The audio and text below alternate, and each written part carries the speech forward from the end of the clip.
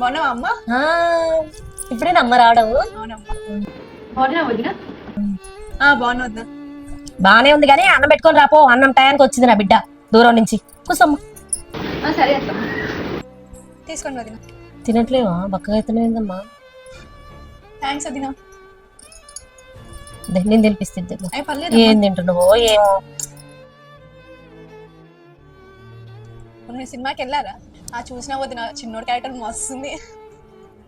అవును, కామెడీ ఉంటుంది. వాళ్ళు బొంగుతుంటే నవ్వుకుంటున్నావా? అయ్యో వదిన, పర్లేదు వదిన.